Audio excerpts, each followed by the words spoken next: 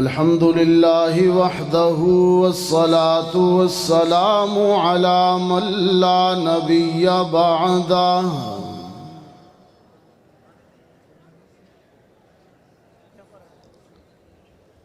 وعلى آله وأصحابه الذين أوفوا عهده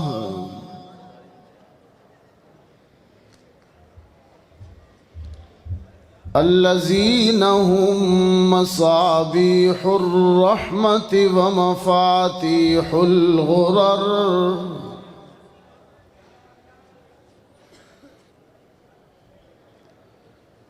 أعوذ بالله من الشيطان الرجيم بسم الله الرحمن الرحيم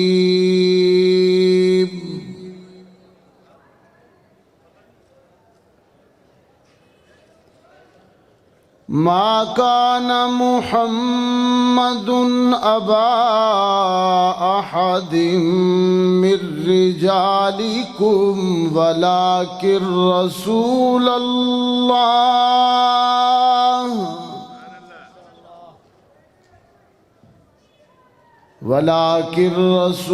الله وخاتم النبيين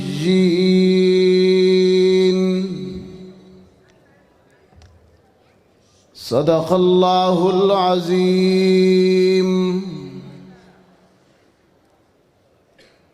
وقال صاحب القرآن صلى الله عليه وسلم أنا آخر الأنبياء وأنتم آخر الأمم وصدق رسولك النبي الأمي الكريم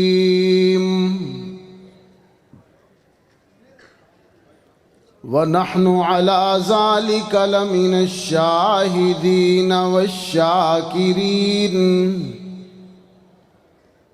والحمد لله رب العالمين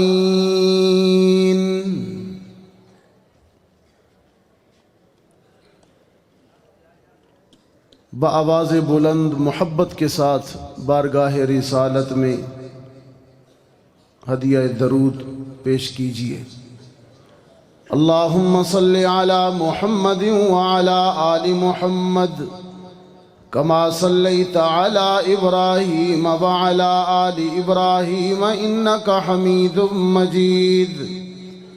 اللہم بارک علی محمد وعلی آل محمد کما بارکت علی ابراہیم وعلی آل ابراہیم انک حمید مجید۔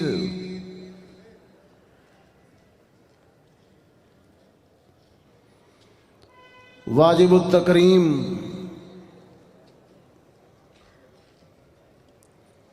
مدیر جامعہ حضرت مولانا مفتی عطاء الرحمن مدنی صاحب دامت فیوزہم، آج ان کی دعوت پر پہلی مرتبہ آپ کے اس ادارہ عظیم الشان ادارہ جامعہ دارالعلوم رحمانیہ بفر زون کراچی میں تیسری سالانہ سیرت خاتم الانبیاء صلی اللہ علیہ وسلم کے عنوان سے منعقد اس عظیم الشان جلسہ میں حاضری کی سعادت حاصل ہو رہی ہے۔ اللہ میری حاضری کو قبول فرمائے۔ برادر مکرم حضرت مولانا مفتی ضیاء الرحمن مدنی صاحب مسلسل رابطہ میں رہے، اور اس پروگرام کی تیاریوں کے بارے میں آگاہ کرتے رہے، اور ان کی محنتیں ہیں، اور یہ اپنے عظیم الشان باپ اور عظیم الشان دادا حضرت مولانا عبد الرحمن رحمانی سب کہیں رحمت اللہ علیہ، ان کی تیسری نسل سے ہیں حضرت مولانا مفتی ضیاء الرحمن مدنی صاحب۔ اللہ نے اس پورے خاندان کو کراچی کی دینی تربیت اور تعلیم کے حوالے سے منتخب کیا ہے۔ اللہ ان کی دینی خدمات کو قبول فرمائے۔ اسٹیج پر اس وقت آپ کے علاقہ کے جید علماء کرام اور مقتدر شخصیات موجود ہیں۔ جمعیت علماء اسلام کراچی کے ذمہ دار حضرت مولانا عبد الرشید نعمانی صاحب، فاروق اعظم کمیٹی کے رئیس محترم بھائی رئیس صاحب، اللہ تعالی ان حضرات کی دینی کاوشوں کو قبول فرمائے، اور میں دعا کرتا ہوں کہ اللہ تعالی اس جامعہ کو تا حشر اسی طرح روشن اور آباد رکھے۔ اس میں کام کرنے والے، اس میں علم حاصل کرنے والے طلباء کی اللہ حفاظت فرمائے اور ان کو علم و عمل کا داعی بنائے۔ رات بہت بیت چکی اور تاریخ نہیں بدلنے دوں گا، ہم انشاءاللہ تاریخ کے اندر ہی دعا کریں گے۔ جلسہ کس تاریخ کو ہے؟ 18 نومبر کو، تو انشاءاللہ 19 نہیں ہوگی، ہم 18 کی تاریخ میں ہی اس جلسے کو دعا تک پہنچائیں گے انشاءاللہ، اور دعا کے بغیر کوئی ساتھی نہ جائے۔ دعا کے بغیر جانا یوں ہے جیسے مزدوری کر محنت کر کے اجرت لیے بغیر چلے جانا۔ آج کی یہ کانفرنس اور جلسہ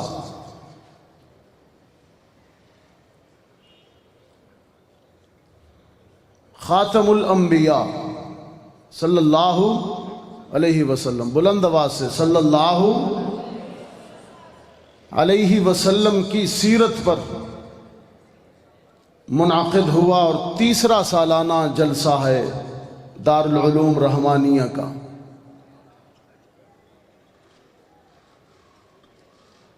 عقیدہ ختم نبوت ہمارے بنیادی اور اساسی عقائد میں سے ہے۔ میرے سامنے چونکہ ایک کثیر تعداد طلباء کی اور علماء کی ہے، آپ حضرات کے سامنے یہ عرض کرتا جاؤں کہ ختم نبوت کے حوالے سے ہم حضرت سید بخاری سب کہیں رحمت اللہ علیہ، حضرت سید بنوری رحمت اللہ علیہ، حضرت لدھیانوی شہید رحمت اللہ علیہ، ہم ان کے وارث ہیں۔ حضرت لاہوری رحمت اللہ علیہ، ختم نبوت کے معاملے میں ہم ان اسلاف کے وارث ہیں، یہ ہمارے آبا ہیں۔ حضرت سید عطا اللہ شاہ بخاری رحمت اللہ علیہ فرمایا کرتے تھے کہ مجھے زندگی کے صرف یہی مقاصد ہیں کہ اللہ کی عبادت کرتا رہوں، محمد عربی کی اطاعت کرتا رہوں، قرآن کی تلاوت کرتا رہوں، ختم نبوت کی حفاظت کرتا رہوں اور انگریز سے بغاوت کرتا رہوں۔ یہ حضرت شاہ جی کا وہ قول ہے، اور ختم نبوت کے لیے حضرت شاہ صاحب کی جو خدمات ہیں، میری اس نوجوان نسل، ہمارے آج کے دینی طلباء اور فضلاء بہت کم واقف ہیں، چونکہ آپ نئے لوگ ہیں، لیکن اس اپنی شاندار ماضی اور شاندار روایت کو ضرور یاد رکھیں۔ شاہ صاحب فرمایا کرتے تھے، بخاری پڑھو تم اپنے شیخ الحدیث سے، مسلم پڑھو اپنے استاذ الحدیث سے، ہدایہ پڑھو اپنے فقہ کے استاد سے، لیکن دو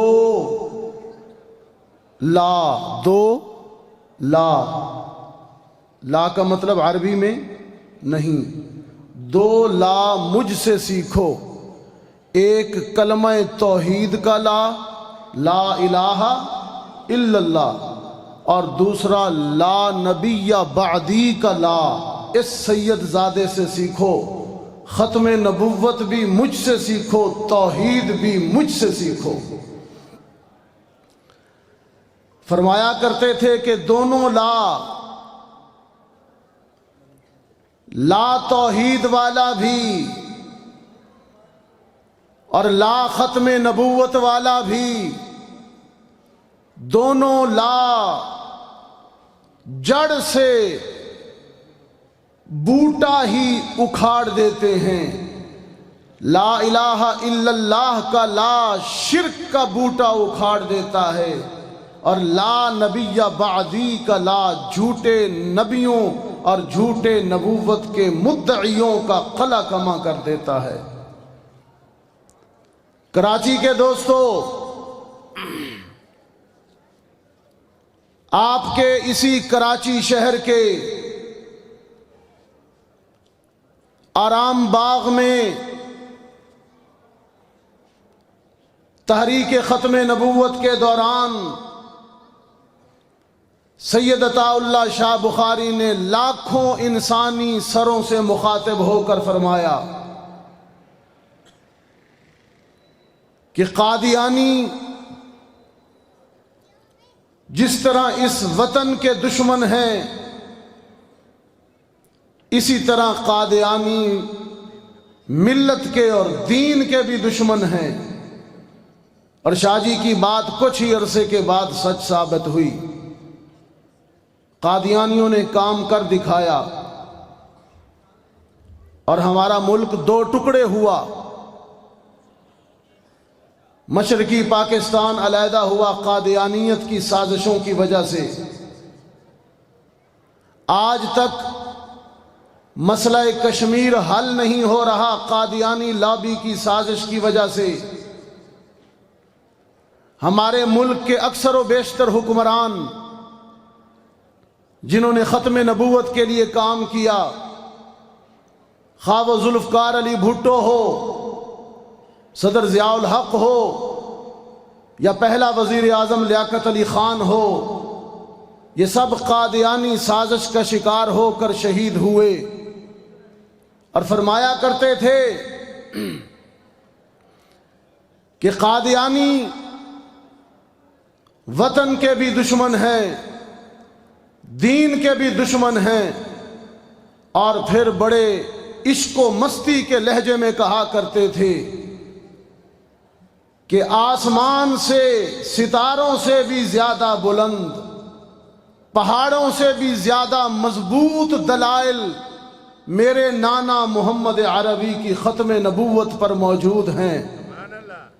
اور ترنگ میں اور مستی میں ختم نبوت کی اس دلیل کو اپنے انداز میں پڑھا کرتے تھے۔ اور عزیز طلباء، ختم نبوت کی یہ سب سے پہلی اور مضبوط دلیل ہے جو حق تعالی شانہ نے قرآن حکیم میں ارشاد فرمائی ہے،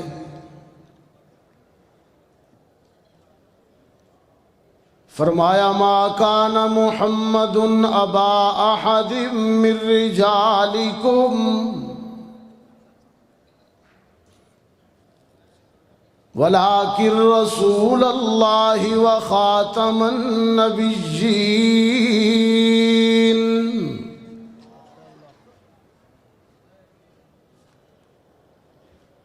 محمد عربی صلی اللہ علیہ وسلم تم مردوں میں سے کسی کے باپ نہیں ہیں،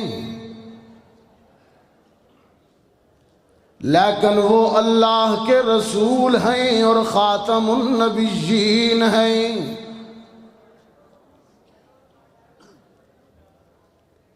ما کان محمد ابا احد من رجالکم ولیکن رسول اللہ وخاتم النبیین۔ میرا رسول مردوں میں سے کسی کا باپ نہیں، ہاں بیٹیاں 4 ہیں۔ حضور کی کتنی بیٹیاں ہیں؟ 4 ہیں۔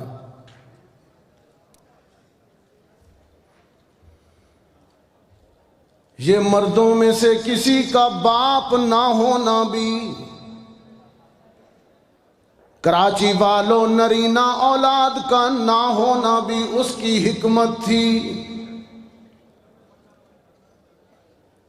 کیونکہ بیٹا ہوتا اور نبی نہ ہوتا تو میرے آقا کی شان کے لائق نہ تھا۔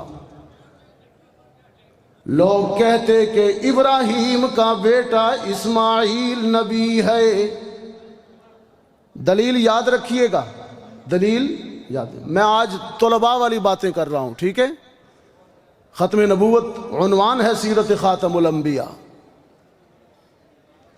ابراہیم علیہ السلام کا بیٹا اسماعیل اور اسحاق نبی ہے، داؤد کا بیٹا یحییٰ نبی ہے، سلیمان نبی ہے اور زکریا کا بیٹا یحییٰ علیہ السلام یہ نبی ہے۔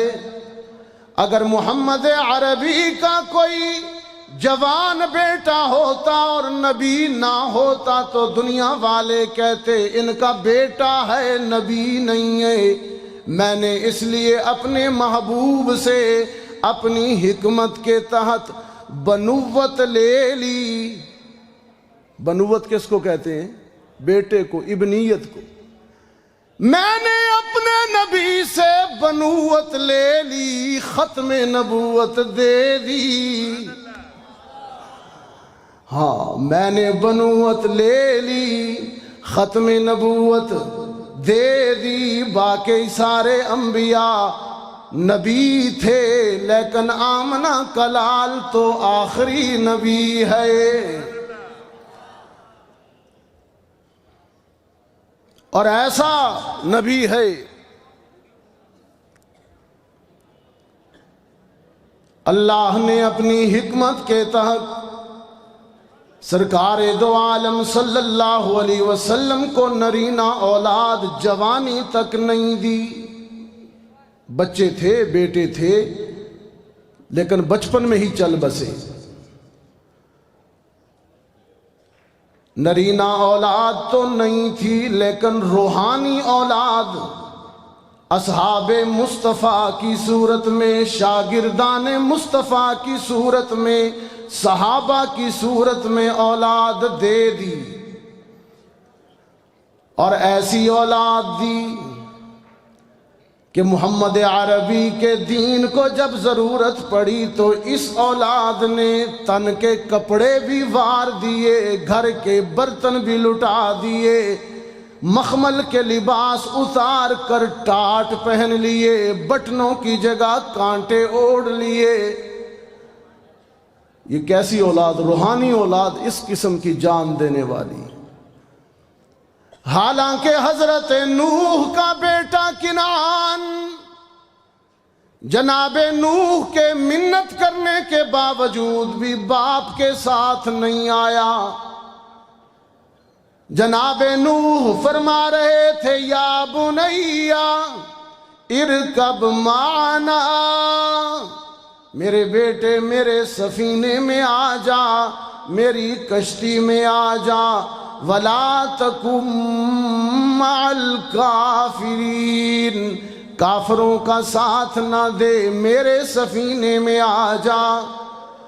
نوح کے بیٹے کنعان نے حضرت نوح کو چھوڑ دیا، سگا بیٹا تھا، لیکن ہم نے محمد عربی کو ایسے اصحاب دیے جو سگے بیٹے تو نہیں تھے لیکن محمد کے لیے سگے باپ کو چھوڑ دیا۔ زید بن ثابت رضی اللہ تعالی عنہ اللہ کے رسول کے غلام تھے، باپ کو پتا چلا کہ مکہ میں غلام ہے، لینے کے لیے آ گئے۔ حضور نے حضرت زید کے باپ سے فرمایا کہ آپ کا بیٹا ہے؟ انہوں نے عرض کی ہاں اللہ کے رسول میرا بیٹا ہے اور میں واپس لینے آیا ہوں، اس کی ماں جب سے یہ جدا ہوا ہے آنسو بہا رہی ہے، آپ نے جتنے میں خریدا ہے میں دگنا معاوضہ دیتا ہوں، مجھے میرا بیٹا لوٹا دیجیے۔ حضرت زید کے متعلق حضور نے فرمایا کہ اس سے پوچھ لو، اگر یہ جانا چاہتا ہے تو مجھے کوئی اعتراض نہیں۔ باپ نے کہا بیٹا اب تو تیرے آقا نے بھی اجازت دے دی ہے، آؤ چلیں، تیری ماں بے قرار ہے، انتظار کر رہی ہے۔ حضرت زید نے عرض کی ابا جان میری ماں کو اور میری بہنوں کو میرا پیغام دینا کہ زید اپنے گھر میں بہت خوش ہے، جو محبت اور جو رحمت میں نے محمد عربی کے دامن میں دیکھی ہے وہ شفقت تو میں نے باپ کے سائے میں بھی نہیں دیکھی۔ میں آپ جیسے ہزاروں باپ چھوڑ سکتا ہوں لیکن محمد عربی کا دامن نہیں چھوڑ سکتا۔ کراچی کے دوستو،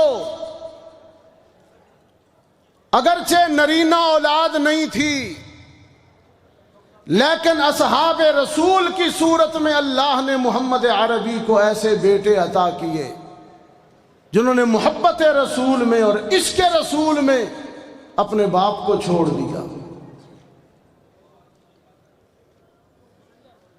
ایک گستاخ نے تانا مارا تھا دور رسالت میں کہ ان کی بیٹیاں ہیں بیٹا نہیں ہے، بیٹا نہیں ہے تو ان کی نسل بھی نہیں چلے گی اور ان کا نشان مٹ جائے گا۔ اس پر اللہ کے رسول دکھی ہوئے، حق تعالی شانہ نے اپنے محزون اور مغموم پیغمبر کو قرآن کریم میں تسلی دیتے ہوئے فرمایا انا اعطیناک الکوثر، انا اعطیناک الکوثر، میرے پیغمبر آپ کفار کے تانے پر نہ جائیے، یہ دیکھیے کہ ہم نے آپ کو کیا کچھ عطا کیا ہے۔ انا اعطیناک الکوثر، میرے پیغمبر حوض کوثر کے ساقی آپ ہیں، ختم نبوت کے تاجدار بھی آپ ہیں، میرے پیغمبر معراج کی عظمتیں بھی آپ کے دامن میں ہیں، آپ کے لباس کی اداؤں کو میں نے قرآن کی آیات بنایا ہے، میرے پیغمبر آپ حسن و جمال میں نقطہ انتہا پر ہیں، میرے پیغمبر آپ صاحب لولاک ہیں، آپ وجہ وجود کائنات ہیں، آپ میرے پیغمبر اللہ کے برگزیدہ پیغمبر ہیں، رسول ہیں، آپ مسجد اقصی میں نبیوں کے امام ہیں، میرے پیغمبر آپ ہادی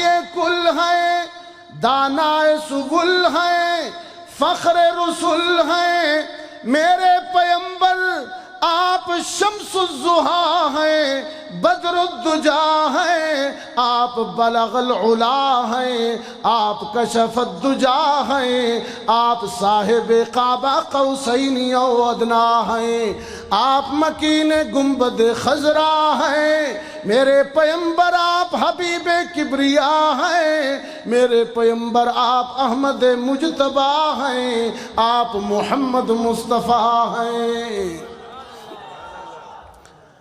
میرے پیمبر انا اعطیناک الکوثر، ہم نے آپ کو حوض کوثر عطا کیا ہے، ہم نے آپ کو خیر کثیر عطا کیا ہے۔ آپ اپنا مقام تو دیکھیے پیمبر، میں نے حضرت آدم علیہ السلام سے لے کر حضرت عیسیٰ علیہ السلام تک کسی نبی کی نبوت پر عرش بری سے قسم کھا کر گواہی نہیں دی، لیکن تیری نبوت پر عرش بری سے قسم کھا کر گواہی دے رہا ہوں۔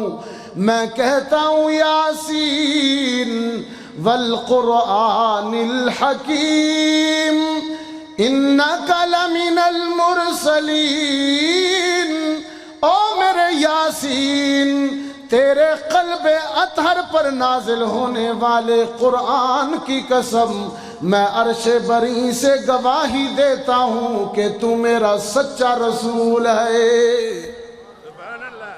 یہ گواہی ہم نے کسی کے لیے نہ دی، لیکن پیمبر آپ کے لیے یہ گواہی دے رہے ہیں، اس لیے کہ آپ بے مثل رسول ہیں، آپ بے عیب ہیں۔ اور کراچی کے دوستو، اللہ نے جس طرح ہمارے پیمبر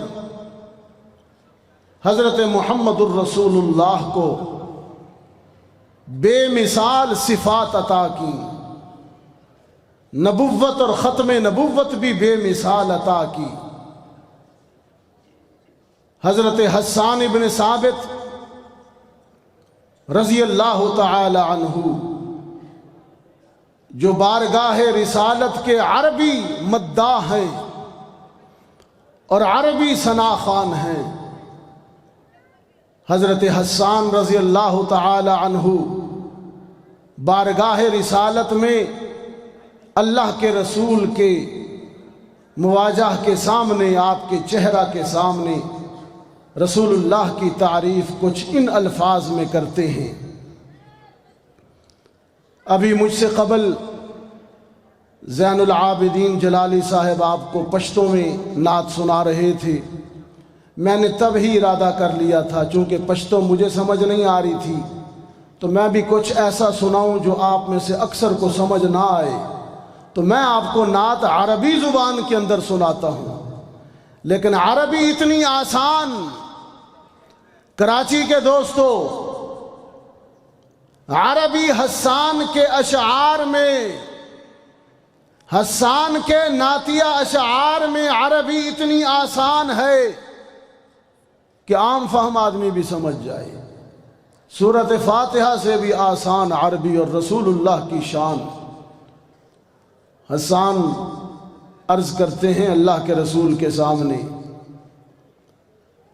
کہ لم یخلق الرحمن مثل محمدی ابدا وعلمی انہ لا یخلق۔ یہ ختم نبوت ہے کہ حضرت حسان فرماتے ہیں کہ میرا عقیدہ ہے، وعلمی، میرا علم ہے کہ اللہ محمد عربی کے بعد کوئی نبی پیدا نہیں کرے گا۔ لم یخلق الرحمن مثل محمدی ابدا وعلمی انہ لا یخلق۔ فاق النبیین فی خلق وفی خلقی ولم يدانوه في علم ولا کرم ما ان رأيت ولا سمعت بمثله في الناس كلهم مثل محمد ما ان مدحت محمدا بمقالتي ولكن مدحت مقالتي بمحمد. اللہ نے محمد عربی جیسا کسی کو بنایا ہی نہیں، نبوت بھی بے مثل عطا کی، نبوت بھی ختم نبوت عطا کی. سرکار دو عالم صلی اللہ علیہ وسلم نے فرمایا اللہ نے اگر میرے بعد نبوت کا سلسلہ جاری رکھنا ہوتا، نبوت کا سلسلہ تسلسل کے ساتھ باقی رکھنا ہوتا، تو میری صحبت میں بیٹھا ہوا یہ فاروق فکر میں، علم میں، سوچ میں اور تدبر میں اتنا بلند ہے کہ اگر میرے بعد کوئی نبی ہوتا تو عمر ہوتا، لیکن لا نبی بعدی، میرے بعد کوئی نبی نہیں ہے. فاروقی بصیرت کا یہ عالم ہے، فاروقی فکر کا یہ عالم ہے کہ یہ میرا وہ عظیم شاگرد ہے کہ فرش زمین پر میرے قدموں میں میرے سامنے بیٹھ کر عمر جب کوئی رائے دیتا ہے، کوئی مشورہ دیتا ہے، تو فاروقی بصیرت کی بلندی کا یہ عالم ہے کہ اس کی وہی رائے، اس کے وہی الفاظ عرش بری سے اکثر قرآن بن کر میرے دل پر نازل ہو جاتے ہیں. کراچی کے دوستو، میرے بعد اگر کوئی نبی ہوتا تو عمر ہوتا. یہ جہاں ختم نبوت کی دلیل ہے، وہاں فاروق کی عظمت کا اشارہ بھی ہے. یہی وجہ ہے کہ انہیں ناطق بالحق والصواب کہا جاتا ہے. فکر و بصیرت کی بلندی کا عالم ہے کہ متعدد مقامات قرآن کریم کے فاروقی رائے پر نازل ہوئے. جب بدبخت منافقین نے مدینہ میں حضرت عائشہ کے کردار پر انگلی اٹھائی تو اللہ کے رسول صلی اللہ علیہ وسلم دکھی ہوئے، حضرات صحابہ سے مشورہ طلب کیا. تو اس مشاورتی اجلاس میں حضرت فاروق اعظم کی رائے یہ تھی کہ اللہ کے رسول ھذا بہتان عظیم. اور جب حضرت عائشہ کی تطہیر میں قرآن آیا تو یہی فاروق کی الفاظ بعین ہی قرآن بن کر سورہ نور 18ویں پارے میں نازل ہو گئی. سیدہ عائشہ کی پاکیزگی میں قرآن بعد میں آیا، فاروق پہلے بولا سبحانک ھذا بہتان عظیم. فکر و بصیرت کی بلندی کا یہ عالم ہے کہ ماں کی تطہیر کے لیے سیدہ عائشہ کی عظمت کے لیے جب فاروق بولتے ہیں تو عرش سے قرآن آتا ہے. وہ کہا نادر صدیقی نے کہ ماں کے لیے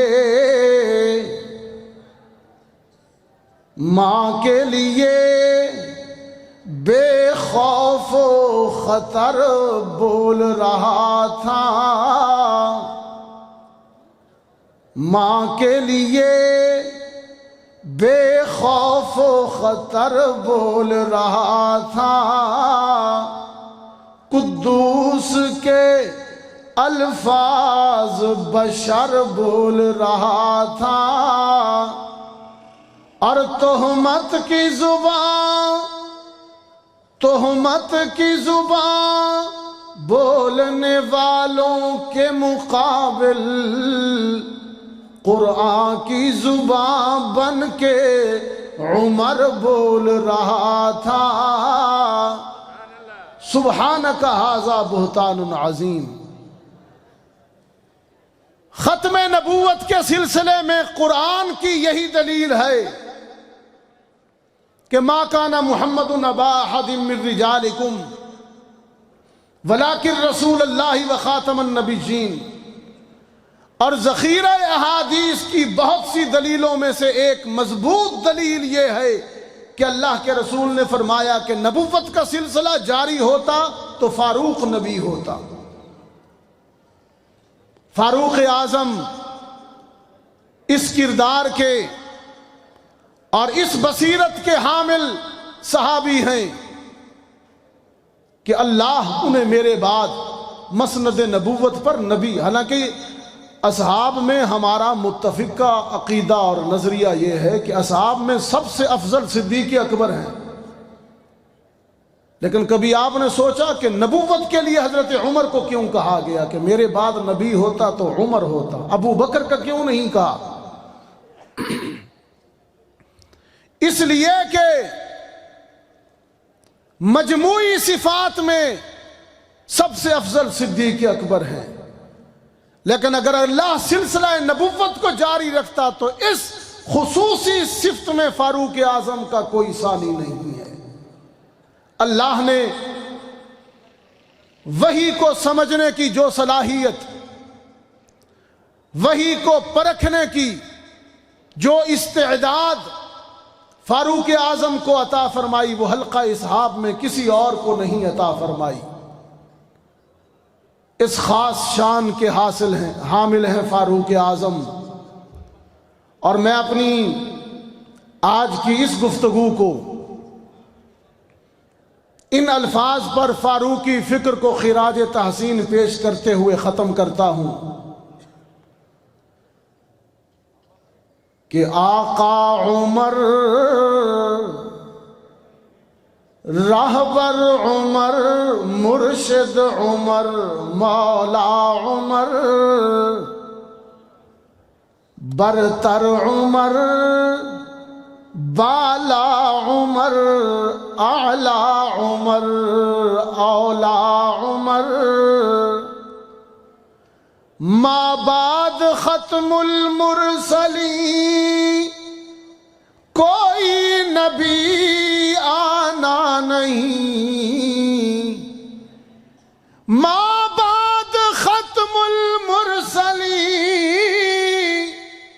کوئی نبی آنا نہیں، اور یہ سلسلہ چلتا اگر تو ایک نبی ہوتا عمر، باد بہاری کی طرح گزرا عراق و شام سے، ابر کرم بن کر اٹھا ایران پر برسا عمر۔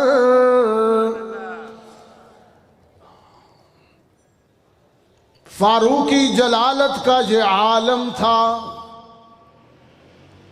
کہ دور خلافت میں 22 لاکھ مربع میل کا حکمران ہونے کے باوجود درویشی کا یہ عالم ہے کہ جس لباس کو پہنائیں اس پہ کئی پیوند لگے ہوئے ہیں، لیکن روب اور جلال کا یہ عالم ہے کہ نام سن کر شیطان راستہ بدلتا ہے، نام سن کر مشرق و مغرب کامتا ہے۔ متاع عام نہیں ہے درویشی و شہنشاہی، کب ایک شخص میں ہوتے ہیں 2 ہنر پیدا، جلال کا پیکر بنا قبا کا ہر عمر کے بعد کب ہوا ہے کوئی عمر پیدا؟ ختم نبوت کے معاملے میں ذخیرہ احادیث کی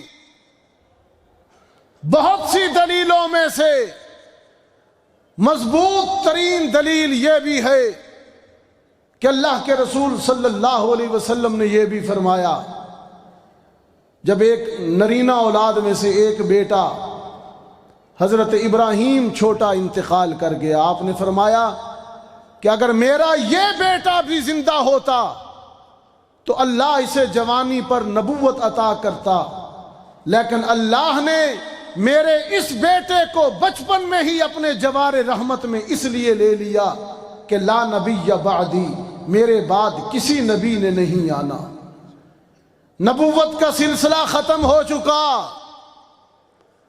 رسالت منقطع ہو چکی ہے، اور اس محاذ پر امت نے سب سے زیادہ قربانی دی ہے۔ ختم نبوت کا سب سے پہلا چور اور ڈاکو جس نے نبوت پر نقب لگائی اور نبوت کا جھوٹا دعویٰ کیا، صدیقی دور کے اندر اس کے خلاف مسلمانوں نے حضرت ابوبکر صدیق کی خلافت میں تلوار اٹھائی، اور اس جنگ کے اندر ہزاروں مسلمان شہید ہوئے۔ حضور کے صلی اللہ علیہ وسلم کے دور کی 27 جنگوں میں، غزوات میں اتنے مسلمان شہید نہیں ہوئے جتنے مسلمان ختم نبوت کے لیے لڑی جانے والی ایک جنگ یمامہ میں شہید ہوئے۔ ان میں 700 کے قریب قرآن پاک کے حافظ بھی تھے جنہوں نے ختم نبوت کے لیے جان دی۔ 70 بدری صحابہ بھی تھے جو شہید ہوئے۔ یمامہ کے میدان میں ختم نبوت کے لیے جان دینے والوں میں 70 اصحاب بدر بھی تھے۔ اس سے آپ اس مسئلے کی اہمیت کا اندازہ لگائیں کہ پہلے دور کے اندر بھی امت نے سب سے زیادہ اسی مسئلے پر جانیں دی ہیں، اور حضرت شاہ جی رحمت اللہ علیہ نے لاہور کے موچی دروازے پر خطاب کرتے ہوئے فرمایا کہ وہ دیکھو ہماری مائیں عائشہ اور خدیجہ منتظر ہیں کہ ہمارے بیٹے ابھی تک خاموش کیوں ہیں، ہمارے شوہر اور ہمارے سرتاج اور ان کے آلا کی، ان کے آقا کی نبوت کی دستار پر اور عمامہ پر ایک شخص نے ہاتھ ڈالا ہے۔ شاہ جی کے اس خطاب کو سن کر لاہور کا ایک تانگا چلانے والا نوجوان کوچوان اٹھا اور اس نے ایک شاتم رسول کو وہیں پر قتل کر دیا۔ سزائے موت ہوئی عدالت سے۔ بانی پاکستان قائد اعظم محمد علی جناح نے اس کا مقدمہ لڑا، بچانے کی کوشش کی۔ بانی پاکستان نے کہا علم دین سے کہ تم صرف اتنا کہہ دینا عدالت میں کہ میں ہوش میں نہیں تھا جب قتل کیا، سزائے موت سے میں بچا لوں گا۔ علم دین نے بانی پاکستان سے کہا تم کہتے ہو کہ میں بیان دوں کہ میں ہوش میں نہیں تھا، اور میں کہتا ہوں میں ہوش میں ہی اس دن تھا۔ اس دن مجھ پر حقیقت کھلی تھی، میرا ہوش ہی اسی دن تھا۔ یاد رکھیے اس امت نے ختم نبوت کے معاملے پر بڑی قربانیاں دی ہیں۔ اس معاملے کو ہلکا اور آسان نہ لیا جائے۔ یہ معاملہ ہمارے عقیدے کا مسئلہ ہے۔ جب تک کسی ایک مومن یا ایک مسلمان کے کندھے پر سر ہے، اس وقت تک کوئی ختم نبوت کی طرف میلی آنکھ سے دیکھ بھی نہیں سکتا۔ اس سلسلے میں ہم قائد جمعیت حضرت مولانا فضل الرحمان صاحب دامت برکاتہم العالیہ، ان کے دست بازو ہیں، انشاءاللہ سب ہاتھ بلند کر کے کہیں ختم نبوت کی حفاظت کے لیے ہم ہر وقت تیار ہیں، ہم قائد جمعیت کے ساتھ ہیں۔ انشاءاللہ العزیز اس محاذ پر بھی ہم انشاءاللہ کامیاب ہوں گے۔ ابھی تو اسمبلی نے کافر قرار دیا ہے۔ شاہ جی کہا کرتے تھے، سید عبد المجید ندیم شاہ صاحب، کہ یہ ہمارا ہدف نہیں تھا کہ انہیں اسمبلی سے کافر قرار دیا جائے۔ کافر تو وہ ہوتا ہے جو پہلے سے کافر ہو۔ یہ تو اسلام چھوڑ کر مرتد ہوئے۔ ہمارا ہدف اور ٹارگٹ انہیں مرتد قرار دلوانا تھا، اور مرتد واجب القتل ہوتا ہے، یہ کافر نہیں ہے۔ لیکن ہم اس پر کمپرومائز کرتے ہیں، لیکن اصل ٹارگٹ کے لیے اور اصل ہدف کے لیے جد و جہد جاری رہے گی۔ یہ ملک و ملت کے غداروں کا تعاقب جاری رہے گا۔ دنیا میں کسی بھی فرقے کے لیے اسرائیل میں دفتر کھولنے کی اجازت نہیں ہے، قادیانیوں کو اجازت ہے۔ برطانیہ میں انہوں نے جا کے پناہ لی ہے۔ ہمیں اچھی طرح علم ہے کہ ان کی پشت پر کون لوگ ہیں، کون سی طاقتیں ہیں، ہمارے ملک کو کمزور کرنے والے کون لوگ ہیں۔ ہم اچھی طرح جانتے ہیں کہ اس ملک کا پہلا وزیر خارجہ ظفر اللہ خان کو انگریز نے سازش کے تحت وزیر خارجہ بنایا، اور وہ اس قدر پکا اور کٹر قادیانی تھا کہ اس نے ہمارے بانی پاکستان قائد اعظم کا جنازہ بھی نہیں پڑھا، سائیڈ پہ کھڑا رہا ایک طرف۔ ہم اچھی طرح جانتے ہیں کہ یہاں کے بڑے بڑے نامور قادیانیوں نے، دنیا نے انہیں نوبل انعام سے نوازا۔ تو اس پر میں نے کہا کون سی بڑی بات ہوئی؟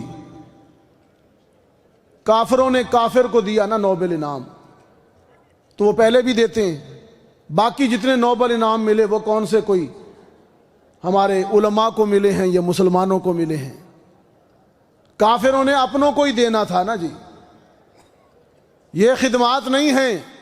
اصل چہرہ اس کا یہ دیکھیے کہ اس نے پاکستان کی دھرتی پر رہنا بھی پسند نہیں کیا، اور ہمارے ملک کے نادان حکمران اس کا نام لیتے نہیں تھکتے، وہ یہاں آنا پسند نہیں کرتا تھا۔ یاد رکھیے، ہمارا پڑوسی ملک انڈیا اور ہندوستان، ہزاروں ہندوؤں میں فرقے ہیں، لڑتے ہیں، فرقہ واریت ہے، لیکن ہندوستان آج تک دو ٹکڑے نہیں ہوا، اس لیے کہ ان میں غدار نہیں ہیں۔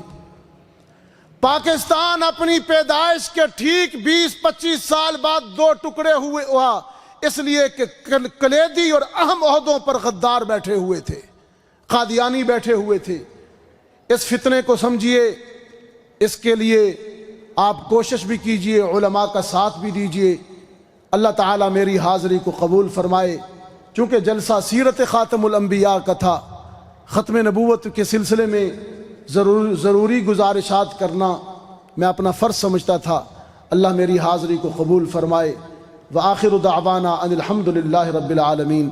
اللہم صلی علی سیدنا و مولانا محمد وعلی آل سیدنا و مولانا محمد وبارک وسلم۔ ربنا آتنا فی الدنیا حسنہ وفی الآخرۃ حسنہ وقنا عذاب النار۔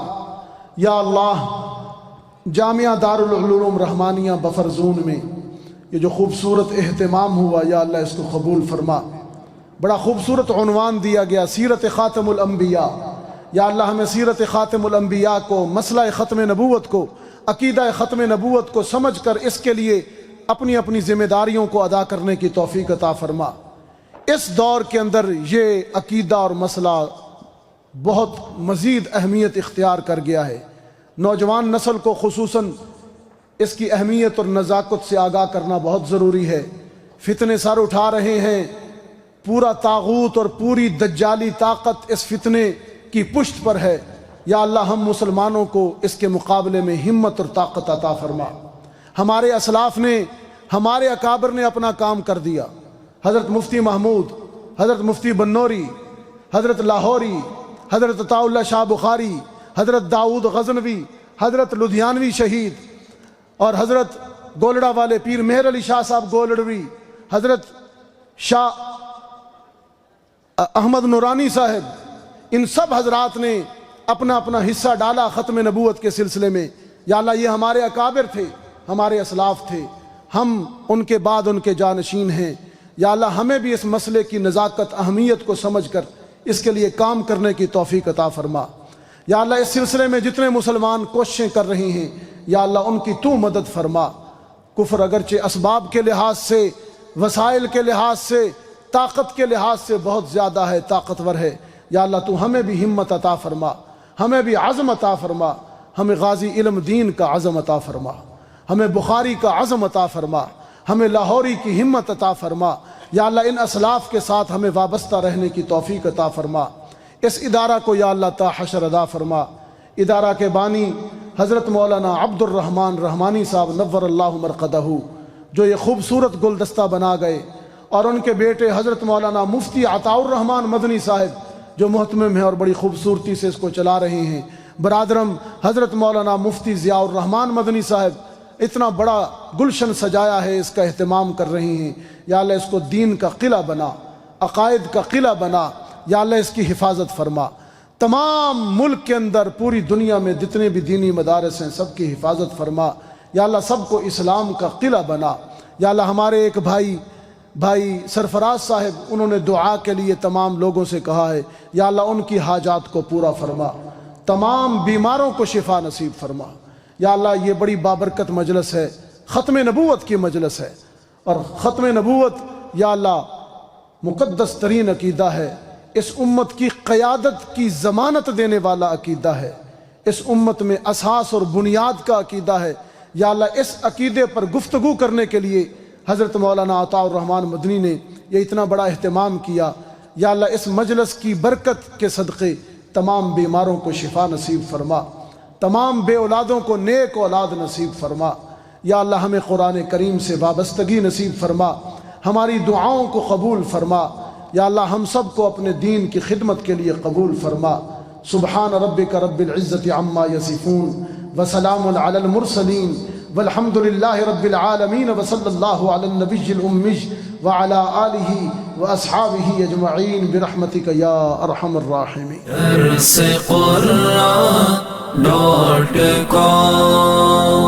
www.darsequran.com